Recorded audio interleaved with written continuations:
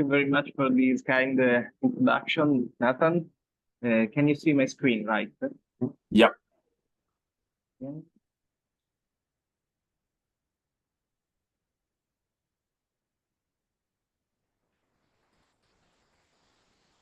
Okay, now is it in full screen, right?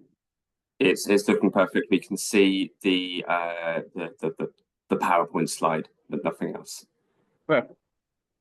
First of all, I would like to thank the Society for the History of Natural History for this amazing opportunity and this fantastic event, and above all, Elle for all the organization. As Nathan just said, I'm a PhD student at La Sapienza University of Rome, and I'm currently working on serendipity and scientific discovery. But today, as you can see from my slides, I'm going to talk about something else. Anachronisms in the history of natural science, the secret phase of Isaac Newton. So why anachronisms in the history of natural science? Well, until a few decades ago, it was widely believed that the period of the so-called scientific revolution had introduced a radical break in the way science was seen and done with respect to the previous tradition, consecrating the rational scientific method and discarding all those magical, theological, and alchemical approaches which had characterized the scientific modus operandi up to that time. So today, we think there is a perfect correlation between the birth of science and the end of magic or alchemy. In this regard, until the late 20th century, a particular historiographic tradition identified Isaac Newton as the main catalyst of this process, considering him as the model of the perfect modern scientist. However, some research conducted in the last decades has shown that this belief is false, or at least inappropriate. If we study his figure closely, indeed, we can identify a lot of mistakes deriving from the inappropriate application of anachronistic categories, which are part of the achievement and theoretical development of a later tradition, which looks at the past through lenses that are inadequate. In particular, I would like to briefly remind that the notion of scientific revolution itself has a contemporary characterization. Its temporal boundaries are traditionally identified between 1543 and 1687, as you can see from my slide. The first one is the publication of the Revolutionibus Orbium Celestium by Copernicus, and the second one, the year of publication by Newton of Philosophiae Naturalis Principia Mathematica. However, Hermann Cohen has shown that until the end of the 18th century, the notion of revolution as a radical discontinuity did not yet exist. The Revolutionibus in the title of Copernicus' work expresses the idea of cyclical return, of reform, not revolution in the meaning we give the term today. So our notions of Copernican revolution and scientific revolution would not have been understood until the late 18th century, and are therefore anachronistic if applied to the previous period. Well, today, I propose to analyze exactly the possible application of similar anachronistic categories to the history of science, and the case of study I will focus on, as said before, is Isaac Newton. His work has often been considered a fundamental moment following which modern science was born, a perfect model of rigor and rationality. But is it really? In this regard, the main work historians usually refer to justify this position is undoubtedly the Philosophiae Naturalis Principia Mathematica, which is considered as one of the glory of the human intellect and the founding document of our modern exact science. Herbert Butterfield describes this work as a synthesis which represented the perfect culmination of the scientific revolution and established the beginning of modern science. Again, also, as Paolo Rossi writes, after Newton and his Principia, the principles of philosophy have a mathematical character. And finally, also came to the same conclusion. He states that Newton's work is very nearly equivalent to the mathematization of nature, and therefore the mathematization of science. Until a few decades ago, such an interpretation of the Principia allowed to see Newton as the figure of the perfect scientist, the model of the modern scholar, as said. However, we have to wait until Betty Dobbs and Richard Westphal for a more complete portrait of Newton, able to restore the complexity of his study. Indeed, he dedicated the main part of his work to theological and alchemical issues. With the discovery of new writings that have remained unpublished, a greater awareness of the complexity of his image has gradually been gained. And it is no coincidence that Charles Webster, defines its work as the last and titanic attempt to reconcile magic and mechanism into a single harmonious system of universal will. But the true turning point of my presentation is a statement written by John Keynes in 1942, which says, Newton was not the first of the age of reason. He was the last of the magicians, the last of the Babylonians and Sumerians, the last, the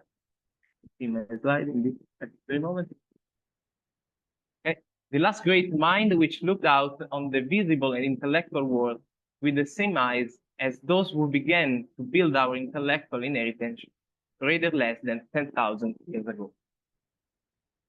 The image of Newton described here, as you can see, seems to be significantly different from the one presented at the beginning. It is undeniable that this figure of Newton clashes with the image received from the Enlightenment and positivist tradition of the perfect scientist. Indeed, it is precisely because of the portrayal conveyed by this tradition that a contradiction arises between Newton, the modern scientist, from one side, and Newton, the alchemist and priest of nature, from the other, with an expression I borrow from Robailip, because Priest of Nature is one of the main works written by Robailip on Newton. But how to fix this contradiction? How to overcome this contradiction? As we can read in a lot of testimonies by people close to Newton, alchemical and theological questions actually constitute the favorite element of his studies. The tranquility of the Trinity College, nothing excited him more. As William Newman writes, to learn that the champion of modern science was deeply engaged in alchemy arouses in many, even today, a sense of cognitive dissonance. But then, to fix this tension that seems to split his figure in two personalities, it is crucial to pay attention to the adjective mathematica with which the Principia are referred to. As we have seen before, for a long time, this choice was considered as a definitive paradigm shift, which would have marked the passage to a mathematical treatment of science. However, the adjective mathematical has a limiting sense and is not used in a triumphalist way. On the contrary, it identifies that level of reading within which Newton must stop, not being able to go further. At the beginning of the third book of Principia, indeed, Newton writes, in the previous books, I have presented principles of philosophy that are not, however, philosophical, but strictly mathematical. So, in the Principia, he limits himself to a discussion of the law of gravitation from a mathematical point of view, failing to describe the real cause of this force through a rational mechanism. But Newton is aware that he formulated the mathematical theory of gravity without having shed light on the physical nature of this force. In fact, the law of universal gravitation is extremely strange for that period, because it implies an action at a distance in which there is no mediation in the space, and the force acts immediately without delay in time. Today, we are used to consider such a force normal, but this is a completely counterintuitive idea for Newton and his time. For this very reason, Newton tries to find the possible explanatory mechanism. And it is precisely at this point that his alchemical and religious studies come powerfully into play. Interested in chemical and physical research, he begins to think that mathematical speculations prove to be arid, and he turns to alchemy to find the key to exploring what mathematics cannot reach. If mathematics cannot penetrate the deepest secrets of nature and does not allow to access the true reality of things, alchemy and theology can do this. They are a direct access to the secrets of cosmos. Said that, it seems no coincidence that, in the passage immediately following, Newton speaks of a subtle spirit that could constitute the justification and cause of the force of gravity. However, he limits himself to a hypothetical treatment of the spirit, being unable to prove its existence. Anyway, there is a sort of thin substance that he suggests is the cause of gravity. With his words, and now we might add something concerning a certain most subtle spirit, which pervades and lies hid in all gross bodies, by the force and action of which spirit the particles of bodies mutually attract one another at near distances, and cohere if contiguous. But these are things that cannot be explained in few words, nor are we furnished with that sufficiency of experiments which is required for an accurate determination and demonstration of the laws by which this electric and elastic spirit operate. So it seems clear that now I have to introduce a new fundamental concept, the concept of ether, that is really correlated with the concept of the subtle spirit just mentioned.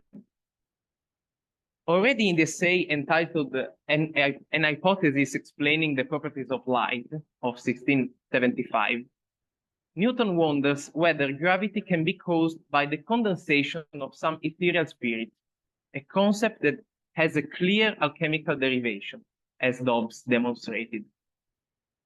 In order to clarify his idea on the nature of light, he tries to demonstrate that space is pervaded by a very thin ether, which is not only found in free space, but also in bodies penetrating the pores of crystals, glass, and water. In another work on nature's obvious laws and processes in vegetation, this ether is described in the alchemical terms of transpiration, and Newton defines this ethereal breath as subtle spirit, nature's universal agent and material soul of all matter. Although some modifications, this idea recurs constantly within his later writings, where he talks about a sort of pneumatic ether, with characteristics similar to those of a spiritual breath. It seems no coincidence that here he describes an elastic and powerful agent, whose action is directly attributed to God and to his ability to recombine matter, an idea that seems to refer to alchemical fermentation. So, does gravity find its explanation in God? Answering this question is not easy. Newton's position is very nuanced, and historians' interpretations are different. There is no doubt that this force is in the hands of God, the true origin of all natural phenomena. However, there is also a need for an intermediary that allows the interaction between God and creation, to guarantee the effective realization of its will. This intermediary is identified precisely in the before-mentioned ethereal breath, which can be considered an attempt to demonstrate the constant divine activity in the world. So, Newton describes a new version of this concept that can clarify gravity. It is an ether not only extremely elastic, but also extremely active, an intermediate substance between the incorporeality of God and the full corporeity of the body, a cosmic mediator between God and nature. According to Franco Giudice, the Scholium Generale will be nothing other than the main manifesto of Newton's theology, and would constitute a sort of compendium to his religious, metaphysical, and methodological reflection. contrary to Coire's belief that with Newton there would be the disappearance of all considerations based on perfection, harmony, and finalism, the Principia serve precisely to demonstrate that the universe, with its order and beauty, is the product of an intelligent agent, the so-called architect's argument. This is the true constant of all Newton's work, to demonstrate the existence of God and this continuous action within nature and this phenomenon.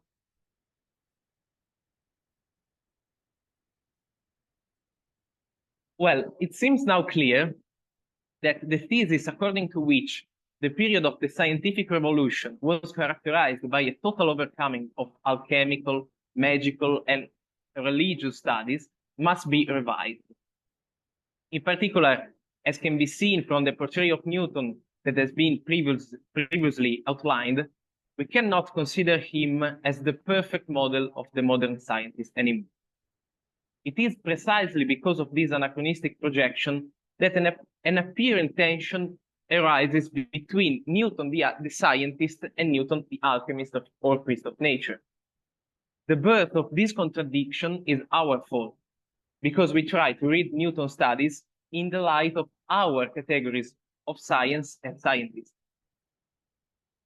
Thus, rather than the hero of modern science, Newton could instead be regarded as the perfect natural philosopher of his time, as a fundamental piece in the process that gradually led to the development of the contemporary idea of science, without claiming that he immediately embodied its ultimate done and finished model. Then, it's not surprising that Newton's studies in religion and alchemy are as extensive and methodologically scrupulous as any of his investigations in the field of natural science.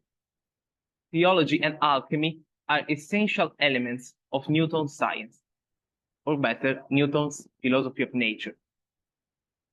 From the point of view of this methodology, however, it is important to underline that the reflections on a possible physical explanation of gravity are not studied within the Principia or other canonical works, but within the queries and other systematic writings that have remained unpublished.